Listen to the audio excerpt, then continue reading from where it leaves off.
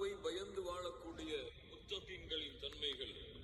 அல்லாஹ் ரப்புல் ஆலமீன் இந்த தன்மைகளை அவனுடைய புத்தகம் அல் குர்ஆனிலே அல்லாஹ் பலவாறாக பல இடங்களிலே அல்லாஹ் ரப்புல் ஆலமீன் கூறியிருந்தாலும், இன்று எம்முடைய வாழ்க்கையின் மாற்றத்திற்கு தேவையாக எம்முடைய வாழ்க்கையில் நாம் மாற்ற வேண்டிய மிக முக்கியமான குணங்களாக அல்லாஹ் ரப்புல் ஆலமீன் அல்லாஹுவை அஞ்சக்கூடிய முத்தகீன்களின் தன்மையை சூரத்துல் ஆல் இம்ரானுடைய 133, 134, 135, 136 இந்த 4 வசனங்களிலே அல்லாஹ் ரப்புல் ஆலமீன் தெளிவுபடுத்துகிறார்.